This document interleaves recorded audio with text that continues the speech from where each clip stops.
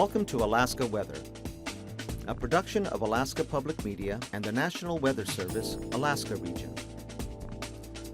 Produced and broadcast daily from the studios of KAKM, Alaska Weather provides complete forecasts, public, marine, and aviation for all of Alaska. Alaska Weather is made possible by the following sponsors.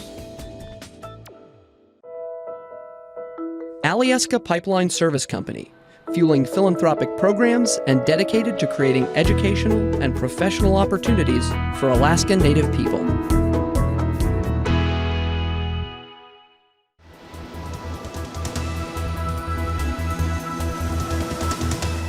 The National Weather Service. Hello again, everyone, and thanks for joining us for Monday's edition of Alaska Weather. I'm Dave Percy. On the show times again, no changes now for quite some time. Hopefully it kind of remains that way. 5:30 for APB, also for KUAC at 9.4, and 7:30 on 360 North, and 5 a.m. for Alaska Public Media following morning, and it all is uploaded to YouTube by 8 p.m. On the satellite today, kind of hard to see the outline. There's the Seward Peninsula and Norton Sound. Looks like clear skies down to St. Lawrence Island here, back to the northwest across the Noatak Valley, Kotzebue Sound, and eastward a little bit there into at least the northern Koyukuk Valley.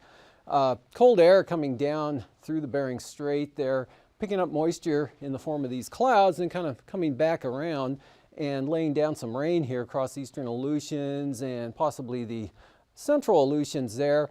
And the colder air, or staying cold enough coming off the southwest coast to produce snow showers along the Alaska Peninsula, mostly up or northwest or northeast of Cold Bay. And also some clouds here over the interior, kind of a front pushing up this way. Some areas of light snow with that, breaking out there across the Copper River Basin. Another band coming up here of moisture, actually some thunderstorms embedded in that this afternoon as the rain changed to showers there from the North Gulf Coast. And that starting out, of course, has snow in some areas. Same thing for the Northern Panhandle, all that snow up to a foot at Haines. Changing over to rain this afternoon. Actually there it changed over to rain earlier today, but some pretty good precipitation amounts, anywhere from 1 1/3 inches at Hoonah to about 1/2 inch of liquid precipitation at Juneau, and then the 12 inches of snow Haines picked up overnight into early this morning. And the front kind of stalled right through here. Lighter rainfall amounts on down to the south, and about 1.25 inches, I believe, somewhere around the Yakutat area. But again, some isolated thunderstorms coming onto the coast now, but all becoming showery, this pushing inland, and some areas of light snow up the eastern interior, and also some snowfall amounts. Cordova, 2 inches of snow earlier today, 3 inches falling at Seward, and Girdwood picked up 2 inches, while Anchor Point had about 1 inch. Otherwise, drier conditions here. Gusty winds through the interior, 25 to 35 miles an hour, gusting 40. Some cases as high as 50 miles an hour. See quite a gradient with the 1,020 millibar high up over the north slope, and then the low center down over the Kenai Peninsula. A few lines here through the interior, so we had those east-northeast winds sailing all the way down to the southwest coast. Again, some areas seeing gusts close to 50 miles an hour. And then lightening up here as you get out across the Pribilofs, a little more stretched out, just less wind into the Aleutians. And not too bad up there on the Arctic coast, north slope with high pressure, maybe a few skiffs of snow occurring on the east side there, but bulk of that snow staying off to the north. But another trough back up there. We'll start to creep down a little bit, not so much tonight. Still looking at a threat of some flurries and fog on the east side. Fair through the north slope on down into the interior. Still pretty windy, especially this evening through interior Alaska, but those winds will begin to gradually diminish. Probably after midnight it'll be a little more noticeable, and slowly throughout the day tomorrow. Otherwise, got showers here developing along the coast, but more extensively on in toward the Pribilofs. Could be mixed with snow there, but should be mostly rain for the eastern Aleutians and areas out to the west, and amounts will be quite light at that. And we're still looking at rain and snow showers here along the North Gulf Coast. Of course, depending on your proximity to the ocean and your elevation and a little bit of your latitude, and it stays wet here over the southeast coast. But again, snowfall levels coming up, so not looking for really much additional snow, at least at the lower elevations. And we've got another system here moving northward that tomorrow is going to actually swing a trough, pretty good one here with a tight gradient, so winds coming up again, rain and wind spreading over Kodiak Island throughout the day, and otherwise still some lingering showers of rain or snow up across the Kenai Peninsula, Cook Inlet, locally into Prince William Sound, dry up over the northern interior, and you can see quite a few less lines now, so that means lighter winds, especially up over the eastern Tanana Valley, and pretty light winds across the northern half of the state. And now that trough edging southward far enough to bring, again, a few skiffs of snow from Point Lay on over to Wainwright, maybe Barrow, but quite light, and possibly that won't occur at all. And troughs coming in, hanging up along the southeast coast, mostly cloudy, showers, maybe some areas of rain throughout the day tomorrow, but probably amounts definitely lighter than what you saw today. And still pretty breezy here, north to northwesterlies, possibly gusting 40 miles per hour there across the eastern Aleutians, and to a lesser extent for the Alaska Peninsula, replaced by high pressure and the next system pushing in late in the day toward the western Aleutians. And then on Wednesday, that advances eastward here, with the Triple Point front pushing all the way to Adak in the afternoon with wind and probably small craft advisories there, a little bit more gradient back to the west for some 30 knot, maybe 35 knot winds, but light, fair conditions here for the Pribilofs on down to the Fox Islands, looking pretty good for the day Wednesday there with some sunshine and lighter winds. Then this system coming northward, we've got some pretty good gales along this frontal boundary, actually from the southeast coast here all the way back in toward Kodiak Island, Shelikof Strait areas, and increasing winds, especially as this system comes up later on in the day and toward the evening Wednesday. And now it looks like a much better chance of some light snow there for the central and western Arctic coast, breaking into showers here for the North Tag Valley to the Seward Peninsula. Pretty light and scattered though down across St. Lawrence Island, and still have some lingering clouds and areas of flurries over the eastern interior, but again, that's all quite light. Rain, solid steady rain here for the southeast coast, with a pretty good increase in the winds, with small craft advisories over the inside waters, and then there are gale warnings out for the Clarence Strait, 40 knot winds, also good gales along the coast there. And for temperatures down that way this afternoon, lower 50s down to the south, with Craig, Klawock, Heidelberg right around 52, same thing at Sitka, 46 at Juneau, 38 at Skagway, so all coming above freezing there, or coming above freezing as the freezing levels rise. 45 in Yakutat, upper 30s for the North Gulf Coast, Prince William Sound into northern Cook Inlet, but Homer just 32 degrees this afternoon, 33 at Seward, 27 Gulkana, there's a 19 at Northway, upper 20s through the central Tanana Valley, back down into the Kuskokwim Valley from McGrath at 28, up to the north, Bettles 31, and a 19 at Arctic Village, with 9 above this afternoon at Anatuvik, mid to upper 20s for the Arctic coast, lower 30s here in the northwest, Seward Peninsula, and down to Unalakleet, and actually all the way down to Nunivak Island with 20s over the inland areas. Out west, just under 40 for the Pribilofs, lower to mid 40s here across all of the Aleutians, and 30s here. Again, snow occurring this afternoon from about Nelson Lagoon on up to Pilot Point and King Salmon with 32 degrees. Lows for tonight, dropping a little bit below zero, mostly around Anatuvik there in the Brooks Range, otherwise teens and 20s for the Arctic coast, and basically teens over the central interior. Single numbers, Copper River Basin up across eastern Tanana Valley, and 30s to lower 40s for the Panhandle, 30s out here to the west to near 40 over the Aleutians.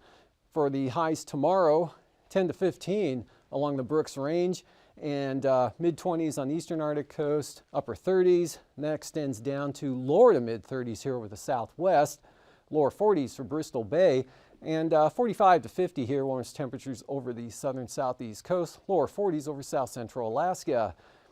flying weather, tomorrow we've got a batch of IFR in the forecast there from Bristol Bay down along the north side of the Alaska Peninsula. Marginal VFR extending back to just catching the Pribilof Islands. Pretty good along the Arctic coast up there. All the low stuff appears to be either north or northwest of the area, although very close there to Cape Lisburne. And some marginal VFR over the eastern Tanana Valley, along the western Alaska Range, North Gulf Coast with some IFR in across the Coast Range, and a narrow swath of IFR there for the Panhandle.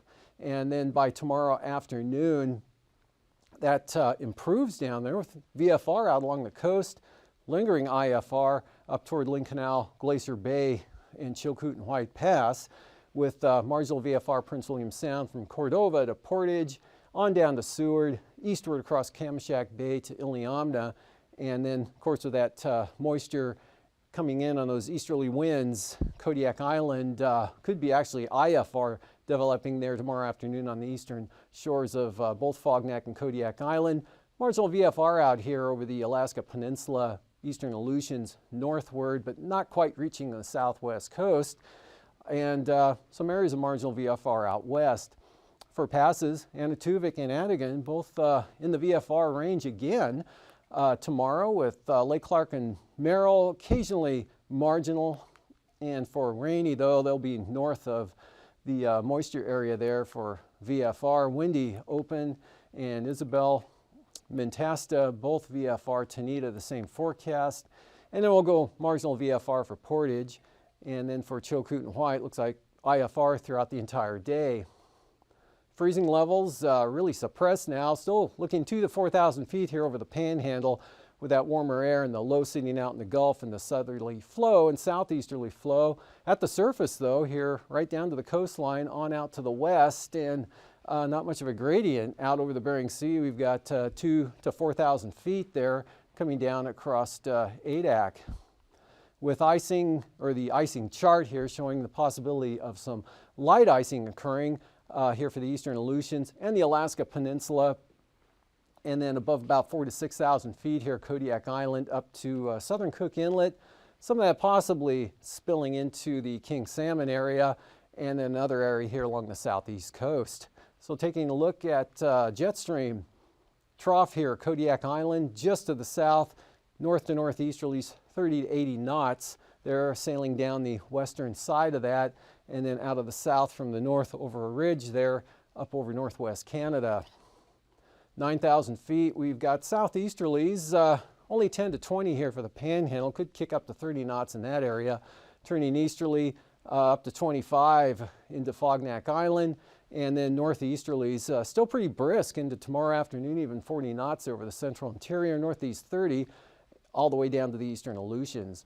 And for 9,000 feet, southeast 20 to 30 knots here, mostly along the coast and a little offshore of the Panhandle, 15 to 25 across southern Alaska, and northwest 25 to 30 there for the peninsula, eastern Aleutians. Northward, Norton Sound about 30 knots, and then dropping back significantly there up into the Bering Strait, and then more gusty winds, 25 to 40 knots there from the Brooks Range and across the Koyukuk Valley, and light westerlies up along the Arctic coast.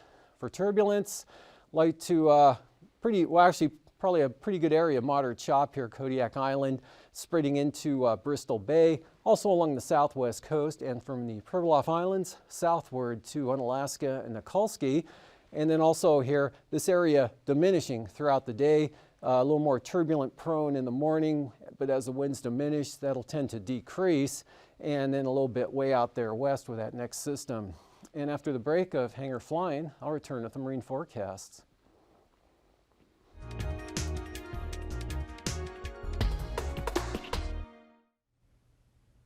Good evening, everybody. I'm Mary O'Connor with the Alaskan Aviation Safety Foundation and the National Institute for Occupational Safety and Health here in Anchorage. I'd like to thank Alaska Public Media for allowing us to bring you Hangar Flying. This evening's guest is Jane Dale. She's the Executive Director of the Alaska Air Carriers Association. Jane, welcome to the program. Thank you for having us. I know you've been very busy planning and organizing this year's Living Legends Banquet. We're very excited to hear about some of the legends who are going to be honored this year. Can you give us a little bit of background and tell us who they are? Sure. We have 7 legends. Our Kitty Banner and Kimball Forrest are together, and Kitty and Kimball operated out of Talkeetna, Alaska. Kitty started from Wisconsin and made her way west and always wanted to come to Alaska to fly and even finish college. She made it up here in 1976 and started flying for a gentleman who had just acquired a air taxi, Talkeetna Air Taxi. It was a new name, and he needed more pilots. Meanwhile, Kimball Forrest, who started flying in high school and earned all of his ratings probably by his second year of college, was flying out of Kotzebue at Baker Aviation. Well, Kimball and Kitty met up in Talkeetna, and they decided to buy a 135 operation, and together they created K2. So that was the beginning of K2. Our next legend is Pete Hagelin, who lives, born and raised in Fairbanks, Alaska. He earned his instrument and his commercial rating around 1967, 1968, and purchased Tanana Air.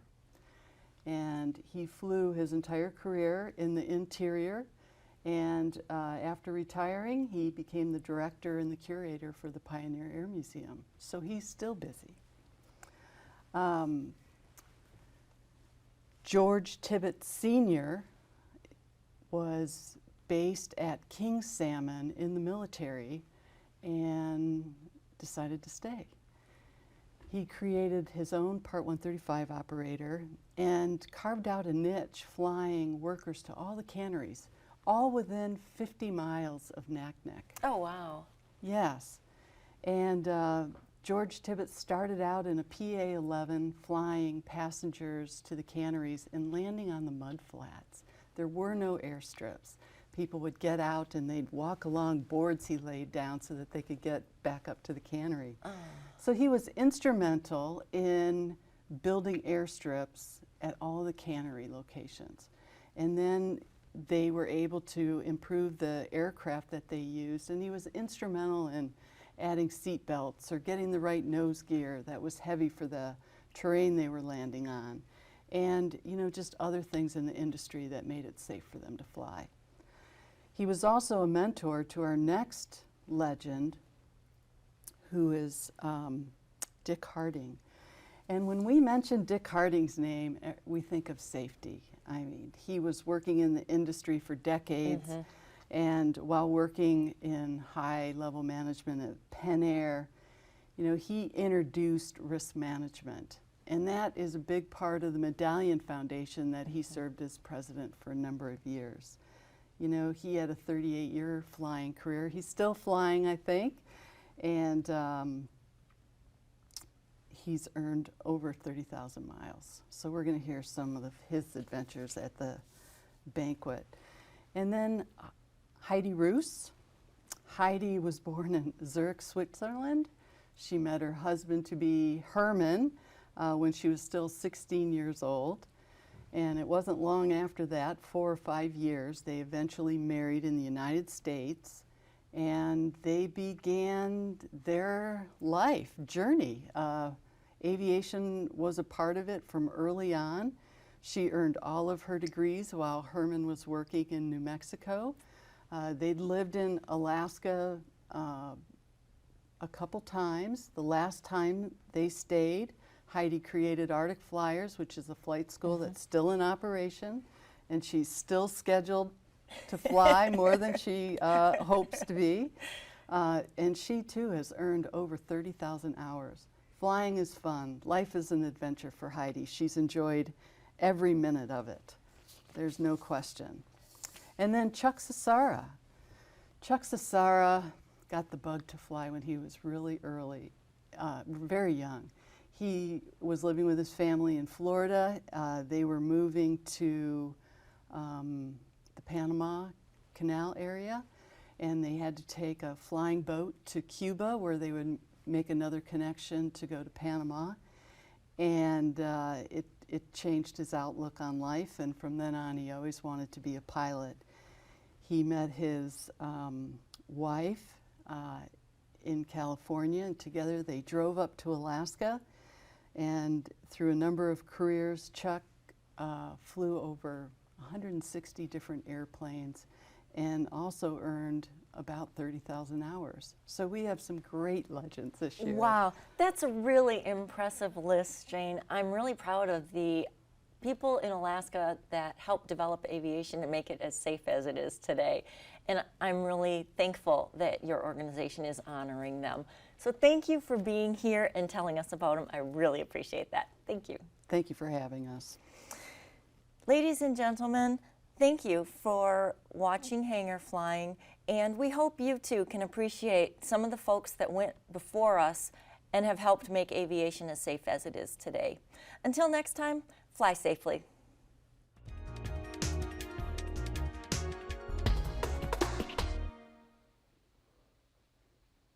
Welcome back. Sea ice analysis today showing a area suddenly appearing up here to the north. Now inside that faintly drawn circle there, that's about maybe 2 to 4 tenths of new ice there. Otherwise, this whole area is roughly maybe 1 to 3 tenths. So it's really nothing as solid as it shows there. Otherwise, we're not looking at a lot of change here. We've got ice, new ice inside the Barrier Islands along the eastern Arctic coast, and some back through here, Point Lay, Icy Cape area, and then some new stuff starting to show up here around Kotzebue Sound and off the map there, even Norton Sound showing a little bit of new ice developing. So on to the marine forecast. We've got tomorrow southeasterlies 15 to 20 knots here for the southern panhandle. Winds becoming south 10 knots for northern Lynn Canal, southerlies 15 along the coast, and southeast 20 up to the north. Kind of the calm before the storm, as we've got all gales coming in the forecast for Wednesday. Southerly 35 to 40 knots, turning east at 40 up there, and southeast 30 to 40 knots over the southern inside waters. Northern Lynn Canal, though, just small craft advisories. And for Prince William Sound, northern Cook Inlet, northeast 20 knots, 4-foot seas. 30 knots, southern inlet, all the way down through Shelikof Strait. Easterly gales here, Kodiak Island and the Barrens. And east-southeast, 25 to 30 knots for the North Gulf Coast with 10-foot seas, building up to about 17 feet there on the east side of Kodiak. And then for Wednesday, full gales now right out of the east, all across the North Gulf Coast. Northeast 35, back to east 35 there for Kodiak Island. Northerlies at 30s for Shelikof Strait, and hanging on to those 30-knot winds from Kamishak Bay up into southern Cook Inlet, and lighter winds north of the Forelands. Bristol Bay, northeast 25, turns more northerly here and comes across the Alaska Peninsula, and gales from Castle Cape to Sitkinak out of the northeast, but only 7-foot seas. That's probably a mistake, probably something more like 11 or 12.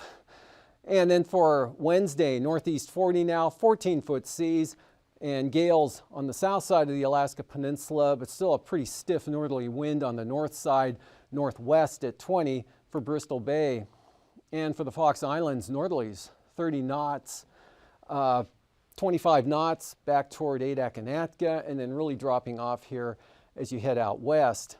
And then for Wednesday, again, a low center coming into this position, so that's going to kick the winds up here to 30 knots for the western Aleutians.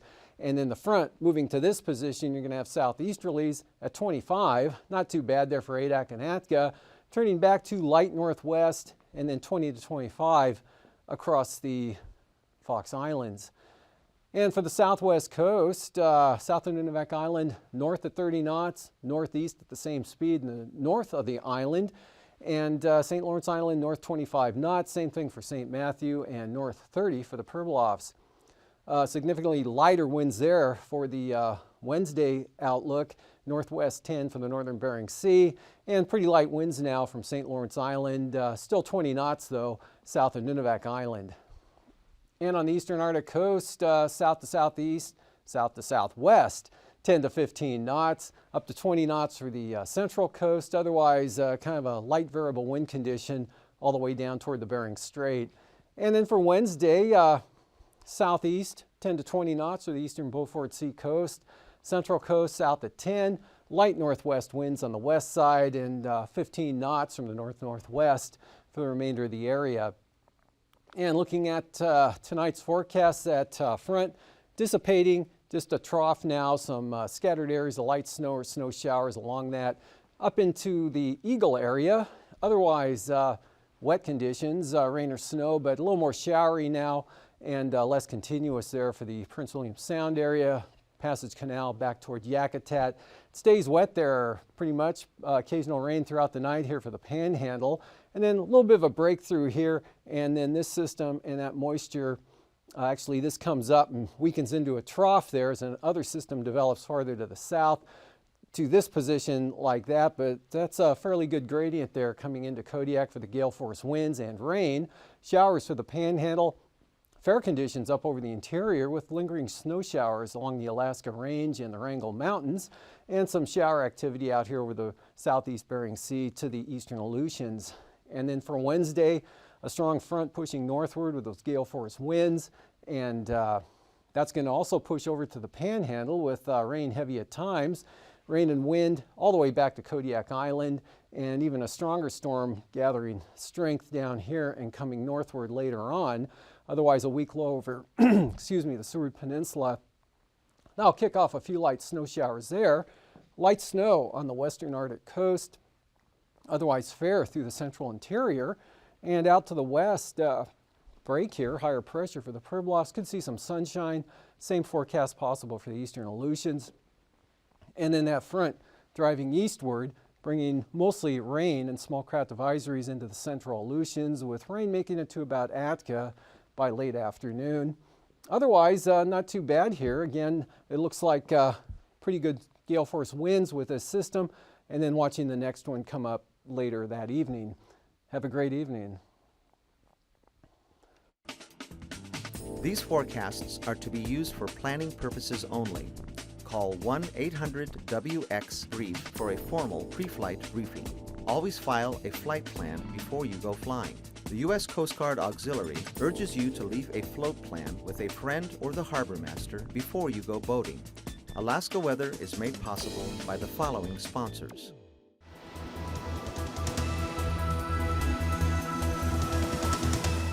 The National Weather Service. Support comes from the University of Alaska College Savings Plan, helping you and your child save for college every step of the way, from diapers to diploma. More information at uacollegesavings.com.